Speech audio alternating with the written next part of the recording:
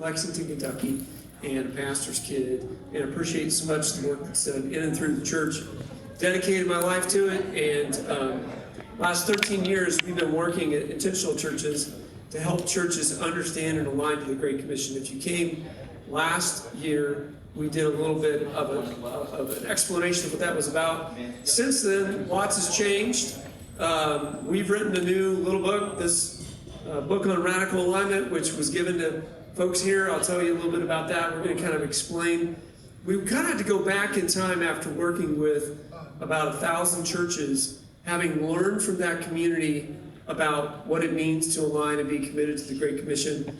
We had to go back in time and kind of like, what is the foundation of that all about? Because we had written a leadership book that tells leadership teams about what that's about.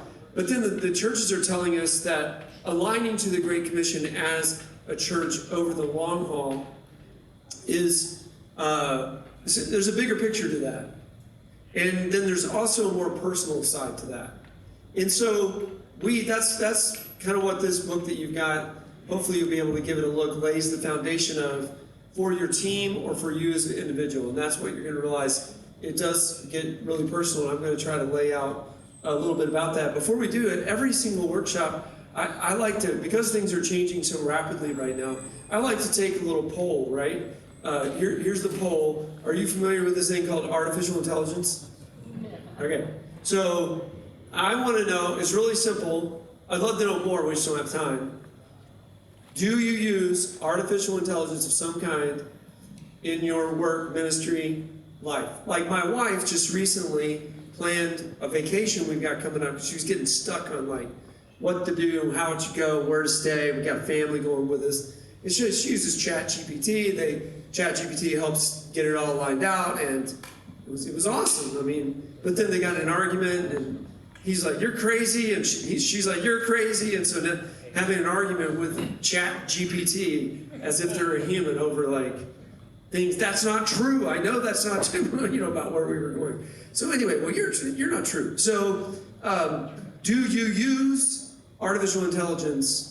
I'm going to have you raise your hand. Now, I think you use it whether you know you do or not. I think when you do a search on your phone, a lot of times these days, if you do that, if you still have one, a phone, not a flip phone. Some of us are going to go backwards, I think, because of all this. But you use artificial intelligence in your work or your life anyway.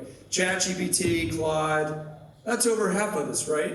And again, I think you're probably using it if you don't. I think the Lord's going to redeem all of it. I think He's going to point it.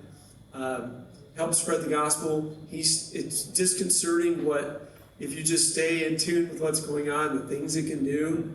The other day, Claude released this new version of Claude that they didn't let go public because of everything it can do. And there's stories of it. They thought they had it trapped while they were developing it, and it got out and emailed the guy that was working on it, like, "Hey, I got out. Aren't you proud of me?" And like, we don't know where it's headed. I have to believe, like anything that's happened, God's getting the printing press to the Industrial Revolution to age of the internet. He's going to use it to reach people. I think there will be, He's still the Lord, there will be this season where relationships maybe become more important than they've ever become in our lives. And that's a lot of what I kind of want to tell you and talk to you about today, is how I believe we have to ourselves and with our churches get back to the basic mission of the Great Commission and align to it.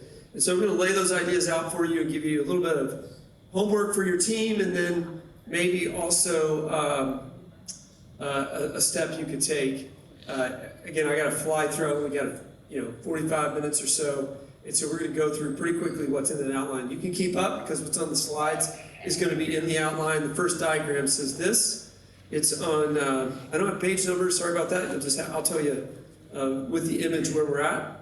So our churches basically have been telling us there was the need for this idea of aligning to the Great Commission. There was a bigger picture in a church, and then there was a personal side to it. And I'm going to go back and forth on that today. So this picture we drew basically to explain what it's about. That we all start our lives selfish, the Bible tells us. Apart from God, we have sinned, and we're living for ourselves in our own will, not aligned to Him or His mission. Eventually, through Christ, we're reconciled to him, but not everybody is, that's for sure. But we do realize the first alignment shift for everybody in this room was to say, not my will, but yours be done. You're the Lord, you died for me. I want to align to your truth. He says, I'm the way, the truth, and the life. And so we apply his will or his lordship to our life in all areas. And we begin to direct our lives, in alignment with what his desires are. And so in our churches, a lot of times we have a group of people that have committed their lives, and at IC, we have shorthand for some things. So out of Luke 15, the 99 and the 1, this idea, we're not the only ones to say this. We have a lot of flock and sheep that are in. They're the found. We love the fellowship that goes on. And so we've moved in terms of alignment, from misalignment to alignment to him and to others. And I believe this is potentially where some of us get stuck, you'll see. Some of our churches get stuck. Is what Jesus says if you read the Gospels, and if you look at his teaching, he clearly is saying again and again, I came that you may have life, but life is found in serving others, in reaching others. He gives us a mission, go and make disciples. That's the move of the Lord, was to erase what you thought it was about, and even in the case of the disciples, what you thought his lordship was about, being a king, restoring Israel to its rightful place. He spent his whole ministry with them on his side, teaching them to serve others and ultimately giving them the mission to go into the world and make disciples. And so as we align more to that mission, we have coined it, that's where we start to see radical alignment in our churches. And I'll repeat this again and again. It's true of you in your life, and as others around you start to point their life toward his mission, not just his will for their life and all the domains of life, but actually put their life on mission with him, we are mutually, as that picture, we are coming even closer together into radical alignment with him and others. And so by moving toward his mission, we are aligning with him and with one another in unity. And that is going to be a journey. That's not going to happen overnight. But we can begin that journey. If I just say this again 10 times, it would be okay. It might start with you as I show you how to measure alignment and what it's about. It might start in your heart and life first. In fact, I believe it needs to. As we align to the mission, it's important to realize the mission is the Great Commission. I think we see this as the guiding theme throughout Scripture. You'll find a page of Great Commission scriptures there. I think there's multiple places the Great Commission is implied. I've been reading the Bible lately with Great Commission lenses. I think it's everywhere. I think as you look at the Lord's ministry, he was putting people on his hip to model for them what the Great Commission was ultimately going to be about, and how we should put others on our hip as well. But then again, it didn't happen overnight. But in the Lord's mercy and grace, he gave time for others to come along. And check this verse out. To me, I go back to 17. When they saw him, they worshiped him, but some of them doubted. So have you ever doubted in worship? Have you doubted yourself? Have you doubted your team? Have you doubted your church? But the mercy of the Lord was to still, to those that were yet still doubting, go, Jesus came and told the disciples, I have given you all authority in heaven and on earth. Therefore, go and make disciples of all nations. And we know some of the disciples were still doubting. Baptizing in the name of the Father and the Son and the Holy Spirit. Teach these new disciples to obey all the commands I've given you. And be sure of this, well, it's an awesome promise. I am with you on the mission, right? I am with you even to the end of the age. Still today. And in his mercy, he comes back after he's resurrected and spends 40 days doing miracles. The Bible says, he says, so that you would believe. And we see, believe in what? I think believe in him and believe in the mission. Because we see Peter go from, whack, and take a slice at, we all know Peter was aiming for his head, right? And the servant just jukes a little bit, and he gets his ear. Then pretty soon, Peter says, I don't know who he is. 3 times. Jesus comes back and with mercy, because I think Peter was still doubting. I don't know, probably really doubting in himself after that. He becomes so convinced that stories tell us of how Peter died and how he followed, and we have the rest of the New Testament to see people following. Paul, writing implicitly that his mission in life was the accomplishment of the Great Commission, it says. I think the book of Philippians is about the Great Commission. It's written to the elders and deacons. The only book in the salutations is to the elders and deacons. It's about unity in the accomplishment of the mission. That you may find joy in accomplishing and being on mission with him. So I believe radical alignment starts with you, can move to your team. I'm going to show you how. I believe ultimately it can be one of the most fulfilling ventures you'll ever find in church leadership, is to call people to this mission and train them and equip them. And that's what that book is ultimately trying to show you a little bit more about. And so if you look at the next page, we have a little way to explain this a little further and get people to understand it. So he comes back, he gives us the mission, and then he casts vision. You will be my witnesses in Jerusalem, Judea, Samaria, and the uttermost parts of the earth, right? We know that. We know that vision, that ripple effect. All of us want that lasting impact. I wish all of your churches could know how much impact you've had. I don't care if it's a church of whatever in Shreveport or wherever you're located. You guys, if you've been here for a minute, have had spiritual impact that's going to ripple into eternity, and it's always more than we think. And we just have to remember that. I hope that when we get to heaven, we kind of get to celebrate the stories of impact of those that we've sent out and who they've impacted and so on. But that ripple of impact is what we want. What we know is, at IC, we try to tie it together as we look. We think regional, world, city rolls back to your church. I would tell this to the church down the street. And it's focused on the Great Commission, reaching the one out of Luke 15. And then in the last few years, we've become equally convicted that it goes back to me and each of us as leaders. And then again, as we each mutually go on that journey, that's where we find radical alignment, both to him and to others, as we jump from ourselves to his will to the mission that he gave us. And so with that in mind, I hope every church in this room will realize your church has immense potential for impact. Yes, as you align and you help others, but it's personal and it's organizational. This is the church perspective. But I kind of want you to go back and forth mentally and just imagine this is true of your life as well. Your church, I'll leave this up for a minute if you want to fill in these blanks. It is a spiritual, relational, and geographical network. We call this the relational reach zone. Now, what do I mean by that? I mean, it's relational for sure. People have relationships connected to you and your church, connected to each other. It's spiritual. You'll see that in a minute, I'll show you. But it is geographic because our churches have boundaries. Like this church may not be able, because of, I was just in Louisville, Kentucky, and on the north side of the river with the church I was at, they tend not to reach across the Ohio River. The southern boundary is 3 miles away.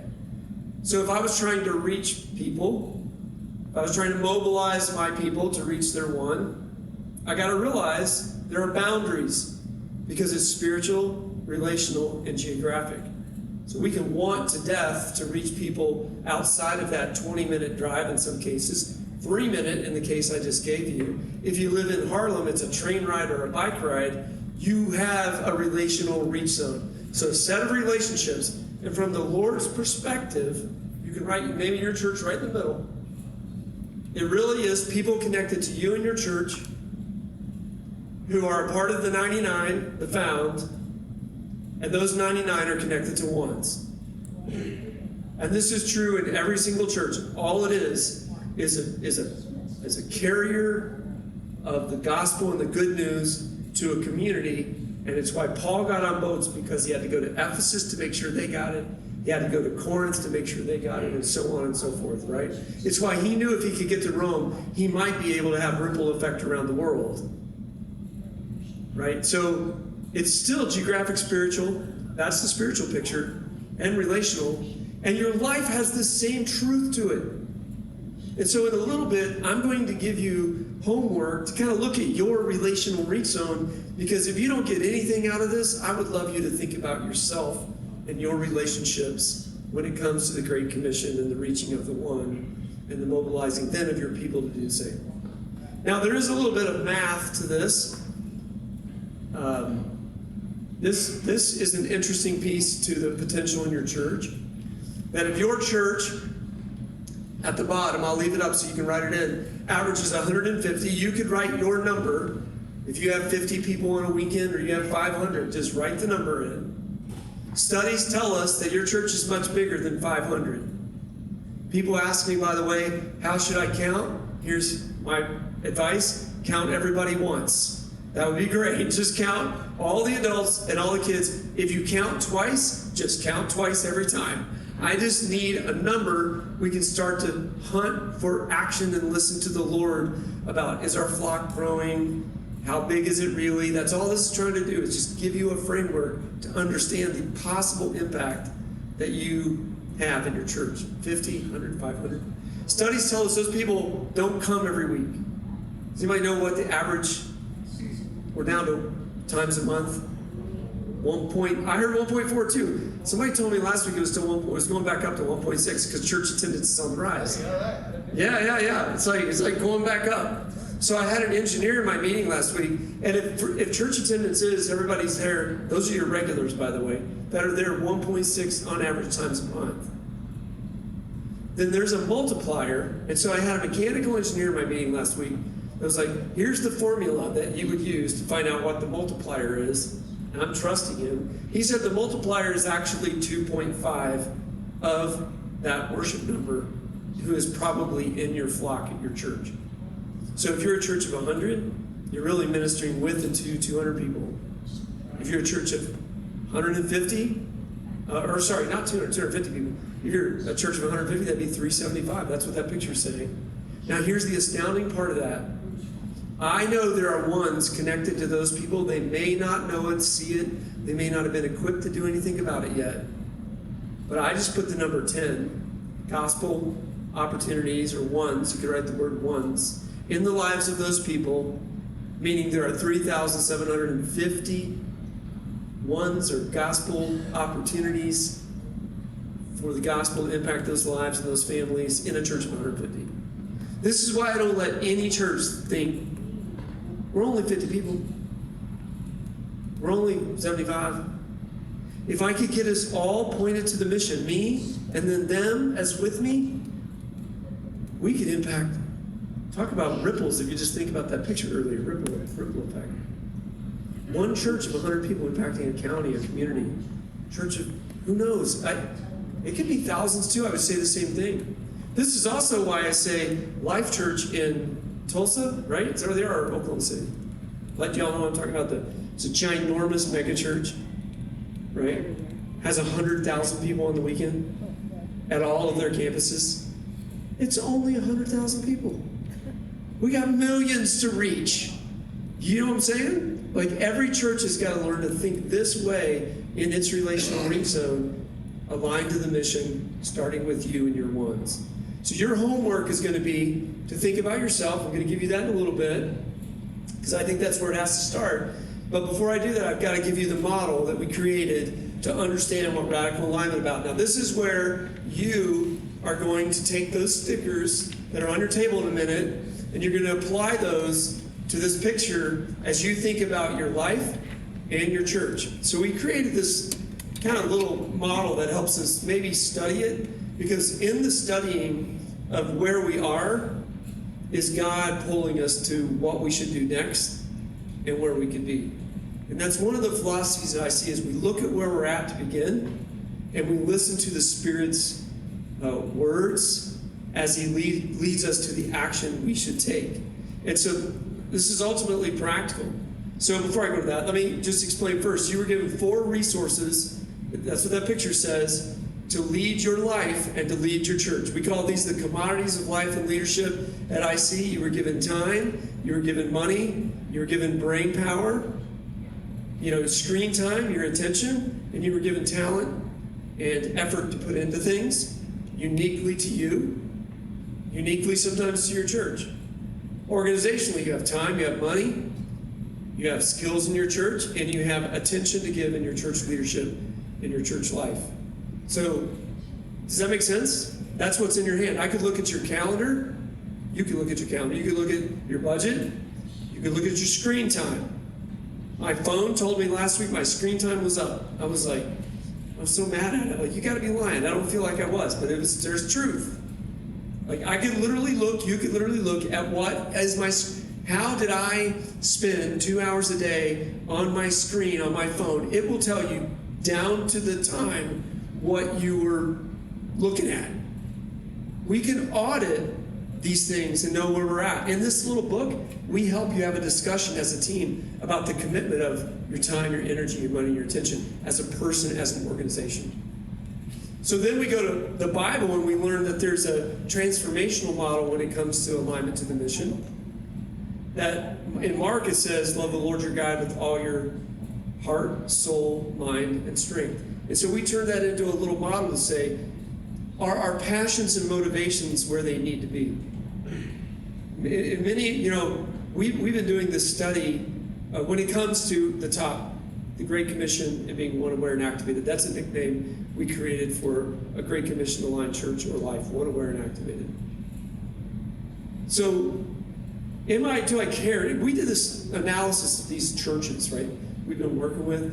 We have great committed churches all over the country.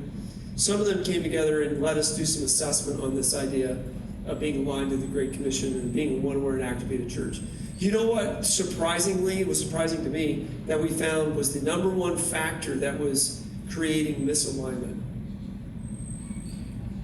It wasn't mind and strength, it was heart.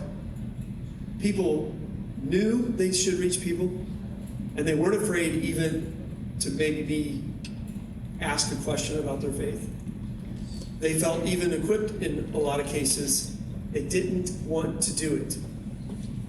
They didn't want to be aligned to the Great Commission and reaching the one. It was a matter of the heart. And the only thing I could believe was that, and that's why I like starting there, is that if you build relationships with people that don't know the Lord, real friendships, it'll be hard for your heart to stay super hard toward them. As I learn more about you and your life and your family, all I can think about is you not having eternal life and in relationship with the Lord in this life. So I believe it's because studies tell us within 7 years we lose, on average, our relationships with lost people. That's got to change our hearts. And then you throw in just this really strong sprinkling of the political divide and all the wacky stuff and the separation of, Christians from, and the categorization and over stereotyping of things that's going on, dehumanizing in some cases. And we've created mythology about people that don't believe or people that do believe. And so our heart just gets hard. And so you just may need to start with your heart. Get that friendship going. Get to know the neighbor you've been meaning to get to know. And see the heart begin to change. You've got to challenge your people to do the same. Number 2, thinking and decision making. I've used this analogy. We need to be able to, like my glasses, they were prescription glasses, for our whole team and our whole church, in your life and at your church, be able to put a pair of glasses on and see everything we do and live, see our church, see our life through one aware lenses. What if I could see the lost? How many of you right now have young families or people from your community walking through the doors of your church and you don't know who they are over the past year? Raise your hand. This is happening everywhere. Almost everybody representing a church. It's like God's doing something in the hearts of people through all of this that we consider, we sort of want to back away from or get angry at, perhaps. He's using all of that void of truth and I think the pandemic, as people searched for stuff to satiate or to soothe and salve their lostness, They came to the end of it. And they know there's got to be more. And they're walking through the doors of our churches. If they are, we should have one-aware lenses on everything we're doing. And we help churches do that. But this is true of your own life. Look at your gym membership. Look, who plays golf? Anybody play golf? You do? Yeah. Well, your golf, is that your hobby or profession? Oh, yeah, right. Yeah, I wish I was my profession. Hobby. But we can look at our hobbies. Pardon? We can look at our hobbies with one-aware lenses and fill our foursomes with friends we're making at the club or whatever it is. So we have to be able to think and make decisions and see things differently. We have to care about it. And then finally, I think this is a biblical model. We have to be equipped and we have to be ready to take action. And so that means we may want to spend some time equipping ourselves to be ready to share our story. Be ready to give a hope, a reason for the hope. You know what the next little phrase is?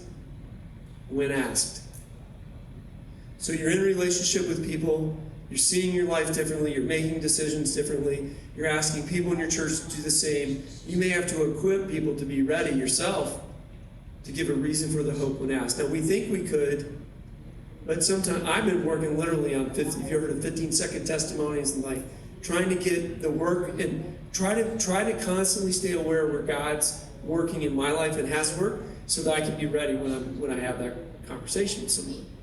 And so my wife and I are really working on this.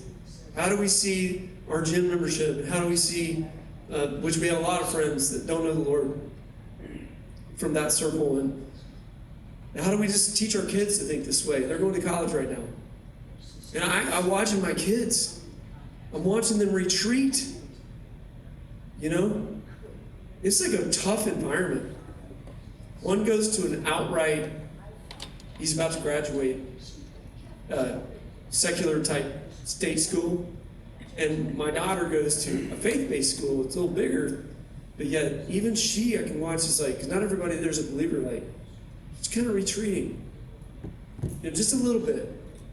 So how do I teach them to be in it, but not of it?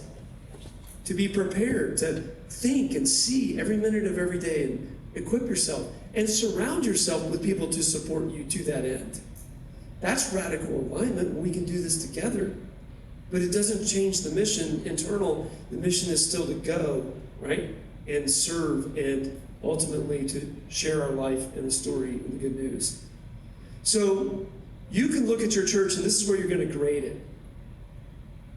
You can look at your elders and you can say, are their passions and motivations, thinking and decisions, and are they equipped? And you can put a score after you think about that for 1 minute, red, yellow, green. Green would be, yeah, I think they're aligned in those ways. Yellow would be, I think they really want it, but I don't know if they're equipped to be elders in the biblical way in a church or for a church. It was, we need to do some equipping. That would be yellow. Okay? Pastors and staff. So if it could be just one pastor. It could be you've got a couple staff members, maybe a youth pastor there. It could be you've got, it doesn't have to be many people at all. It could be a big team. Are they as a group equipped? Do they think that way? Do they care about being one, aware, and activated? Next, volunteers. Have I taken, that's a function in the church, have I taken my volunteers and taught them about being one, aware, and activated? First in their own life, and yes, at our church, like, hey, we're looking for the one and their kids. And so let's talk about what that means. I'm going to equip you a little bit. I'll give you a good example. We had a church that was starting to reach lost people, and their Sunday school classes were becoming completely upheaved with bad behavior. And we had the Sunday school teachers going, can we segregate the kids? Think about this. Can we take the bad kids and put them in one group and take the good kids? So they're basically saying, can we take all the lost kids from lost families and the good kids, see how it goes? They weren't bad. There's nothing in their heart that was wrong. They just had to be trained to think differently, maybe equipped to run a room that's got some craziness in it, and how to share Jesus with people that don't quite know yet or have never heard about it.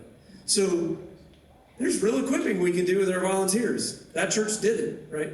And then our congregation. Now, this is everybody, but I break out the other groups because they have unique functions. The congregation would be us as a body, and it would be a lot of the 99 that may not serve in one of those other groups. You can look at your congregation. Do they love it? Do they want it? Are they equipped? How do they think and behave? And I would say as a group, somebody earlier was like, I don't know. It's hard for me to judge their intentions. So I have to just use what I know right now, anecdotal evidence. I'm not interviewing anybody. I don't know really where they're at. I'm just trying to feel I'm trying to just basically give it a blink test. So these are going to be, you're going to get like 5 minutes just to go through every one of these. And if you're with somebody else from a church or from your church, you can talk about it as you go, but you're all not going to grade it the same way. And that's a part of alignment, is why did you give it a green? What did you see? What did the Spirit say to you? Why did you give it a yellow? What were you seeing? Oh, I didn't see that. And we're all of a sudden getting more aligned in our perspective. So again, finally, this is the most poignant. It starts with you. So you got to look at your own life. Just like I was talking about me and Kat, trying to think about this all the time. One of my ones, I have several friends came to church 2 weeks ago. And it was hard for me not to hold back emotion just standing there talking to him. I didn't know he was going to be there. And we're driving off the parking lot, Kat and I are. That was our conversation, was about what he had shared with us. He'd been through some health problems. And I mean, I'm like, God's moving in his life, man. You know, and I just know it. And I'm like, it's changing our lives. I'm not saying I'm green and all that. I can tell you ways I'm working on equipping. I'm definitely motivated.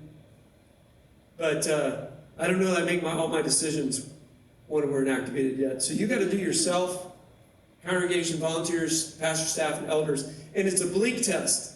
You're an elder, right? So are you as an elder group? Red, yellow, or green? Red would be we're not aligned in the way that's Bart just described. Yellow would be we're partially aligned, but we could use some equipping. I see us talking about it. I don't know we're taking action. Green would be we're aligned. We think about it. It guides our decisions, and I believe we're equipped to do this. So you need to do each one of those groups, knowing the congregation's everybody. I broke the others out on purpose. And God's going to lead you to a thought. Now, here's my question. You can write this on your page. Why did I give it the grade I gave it? That's the insight to the blink test. Yellow. What made you grade it yellow? Write a note. Green. Why did you give it green? Write a note.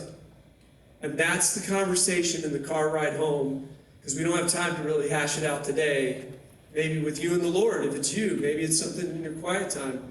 God, he's right. I don't know that I have the passion for it. You know, your ones, by the way, will burn you. They will burn, they will do things, and you will come to not like being friends with them. So maybe our fire is diminished.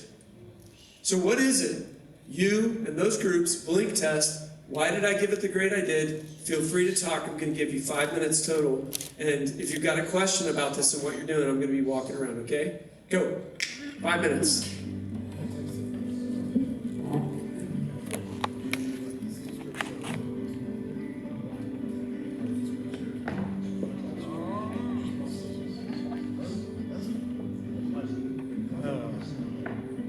You can use the stickers if you want. No, definitely I received this. I know he's not one. You can also write, oh,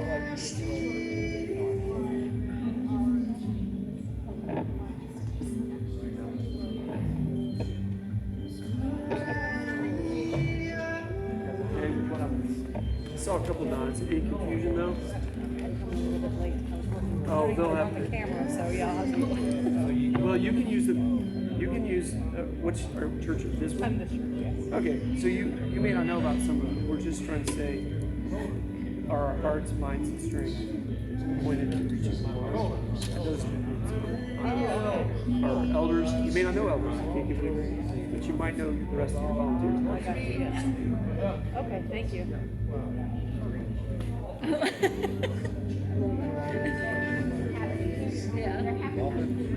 we could do it a week ago.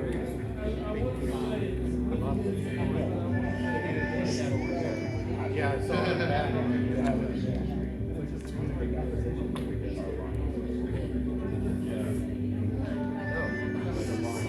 Not yellow. I don't know where we're at. I used my instincts on timing. Oh. Pretty good. Yeah. So we were last time. I think so. Yeah. Good instincts. Was this recorded? Did you record the first one too? No, we only had 2 setups, so we did the first 2 upstairs and then switched to the second 2 where Okay. I'm But it pretty was- much saying the same stuff. yeah, actually I felt like you honed in on a few things this time that were a little different. I thought was really good. There was some Okay. good clarity on it. So, Okay, yeah. good. I could tell where they were fuzzy last time. I needed to offer a little more. Yeah, yeah.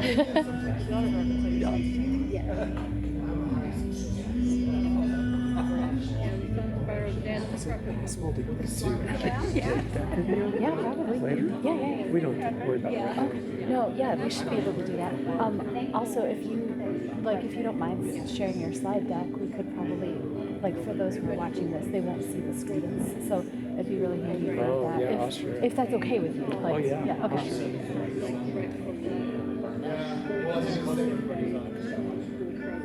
That's a whole lot.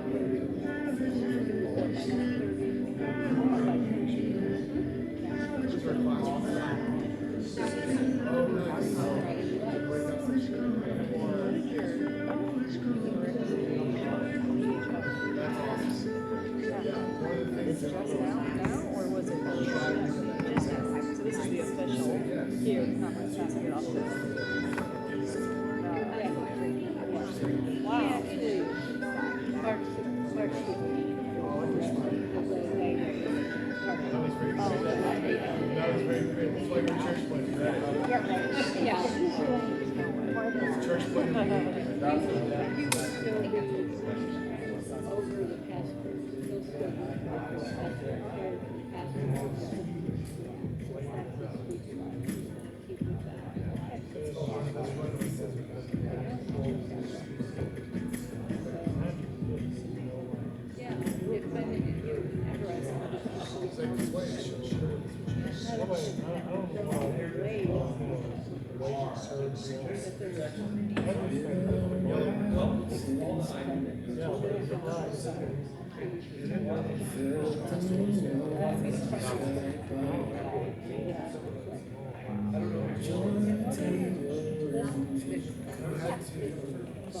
All right. What did that make you think or feel? Anybody want to comment? Or did you need more clarity? Like somebody comment, I had different types of comments, like it's hard to know. But if you would, just let me know what you thought or felt, a couple of you, as you were doing that. And then I'll repeat it on the microphone so we get it. But somebody what did it make you think or feel? Thoughts? We needed different color sticker, like a sticker that's like between yellow and green. Yeah, a sticker between yellow and green. We do it, we make you choose 3 colors on purpose, but then I can tell, well, no, I was gonna tell you, so I can tell you're very, I was gonna say, it's not innovative, it's like, you have a mind of your own type of thing, right? So, with this guy, there was a guy down here with a pocket knife. He's like, I got a pocket knife, so I can make it whatever, a third of one and 2/3 the other. So, yeah, we need, I know, your shirt back there, that's kind of red, yellow, green, like all in a shirt. You do need an orange, but making somebody say, I think it's more yellow, leads to, I'm very practical advice if you do have this conversation with anyone, why do you think that? Why would you give it a little bit of both? That's all you're trying to get to in grading anything, or really counting anything. It's just a hunt, a discernment for where are we at on that, and Lord, what are you saying? That's kind of the only reason we teach these kinds of exercises. It's emotional. Because sometimes putting a red on something you've been working on and just saying it's not there yet, right? Can be tough, but also open your heart to God, you're going to have to really help with this.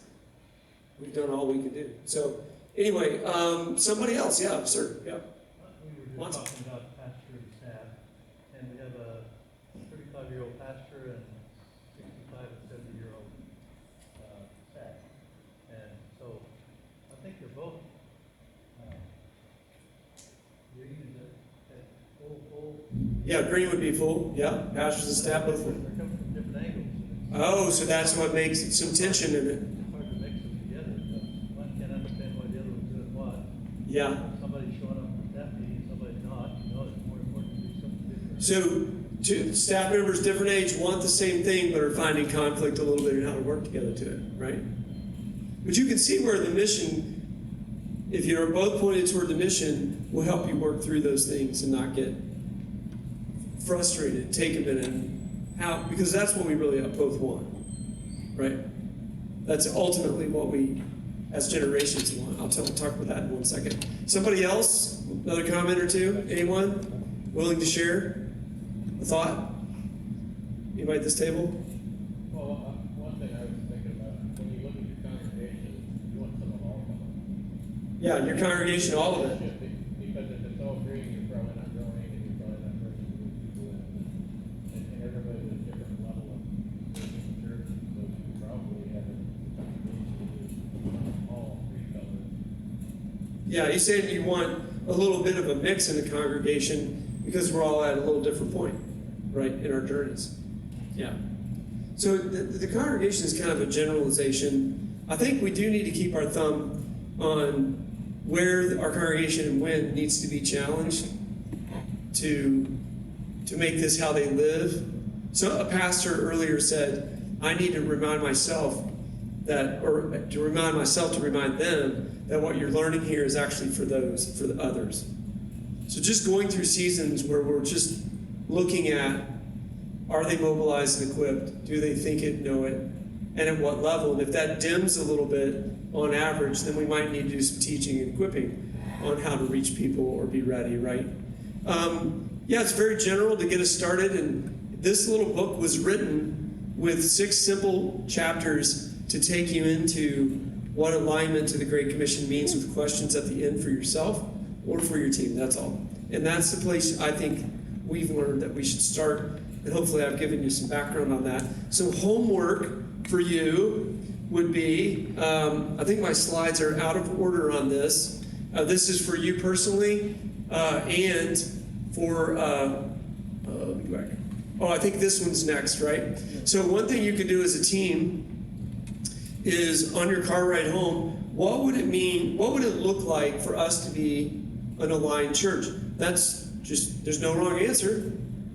Like, you know, what would it look like for us to have the glasses on, everything we do? Maybe we would change how we do kids a little bit. Maybe, you know, our Sunday schools or small groups are not ready for ones. You know, they're really inwardly focused, right? So an attribute of an aligned church of the Great Commission would have places for ones to connect with others, right? So all I've done is given you some to start with. Those are not right or wrong answers. They're just like some things that maybe God would lead you to as a team. Because once you know where you're at, that's what the grading was earlier, where we are, we need to also know where we want to go. What could it look like? Because between the grading earlier and the vision of this page is work that God could lead us to take action on as a team. We might want to improve how we do, you know, lobby, greet, you know, ushers and greeters in our lobby or something like that. Let's train them a little bit. Let's equip them. So this is really just a vision of what it could be after you've done the work of what it is. And then lastly, the most maybe important part is, where am I in my relational reach? So I challenge you to make this a part of your quiet time coming up. And it's just an exercise that says, hey, show me, Lord, the ones in my life. And could I put a highlighter on 1 or 2? If I don't have a 1 or I don't think that way, could you maybe help me build a relationship with this person? All the Lord needs is us to lean in, I believe, to His heart. I came to seek and save the lost. Just to lean into applying our gifts and time and energy to the mission, for Him to begin to soften our heart. You want to really you want equipping to happen naturally, like make a friend, put a highlighter, begin to pray, and have that person text you want to go to lunch. I want to talk about what's going on in my marriage. You know what I'm going to do? I'm going to equip myself and remind myself of some biblical principles in marriage, because I know I'm getting ready to go have coffee with a friend that's got an issue there. So equipping almost always follows the heart and the relationship. As God leads you into things, He will teach you things. And sometimes we need to go grab a thing or a person to learn from. Or if we were friends, I might say, and we were doing this together, that's the ultimate radical alignment. Hey, my one called me, I'm getting ready to have lunch. Would you just be praying between noon and 1:30? Because I think we're about to have a really God-born, honest conversation, spiritual conversation. And I need your help, and I need to follow up. I want the accountability. Ask me how it went afterwards, And so that's why that is a picture of what I'm saying when it comes to aligning to the mission and what joy can be found in it. This is the beginning of the journey for many of you, and we know that this is a fire hose at 45 or 50 minutes. But that's what that white book was written, was to go back and lay the foundation.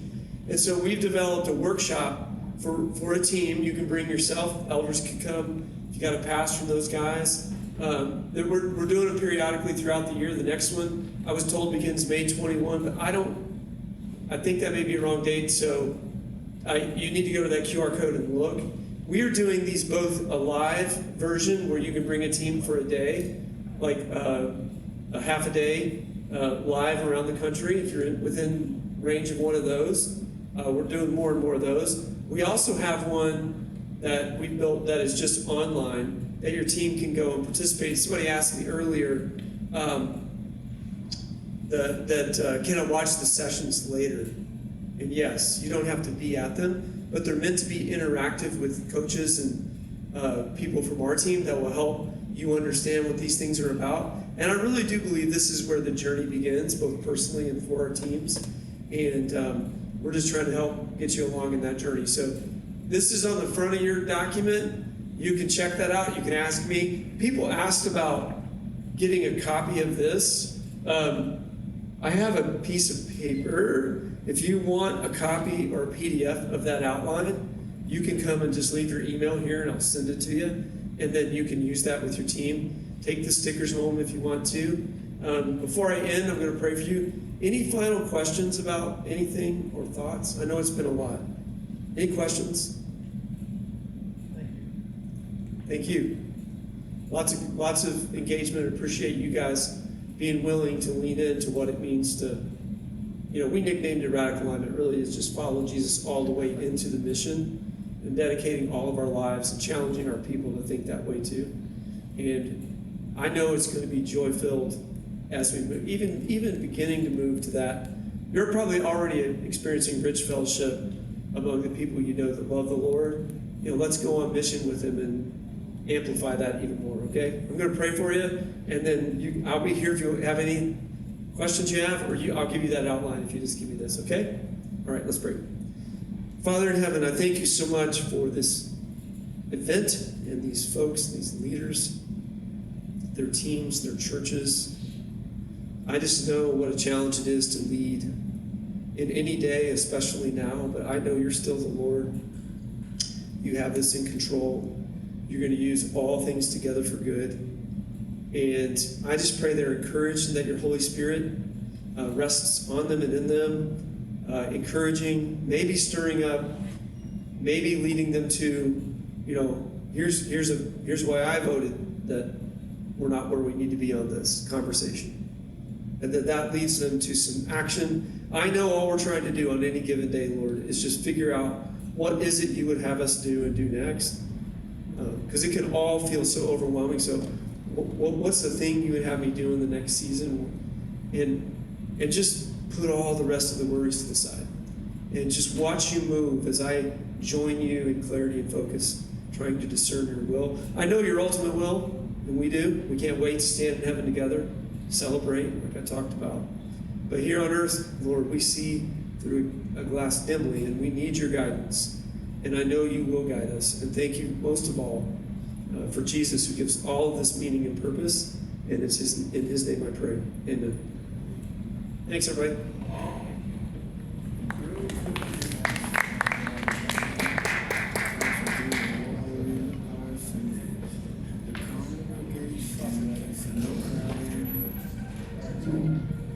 So, somebody asked me about copies of this too.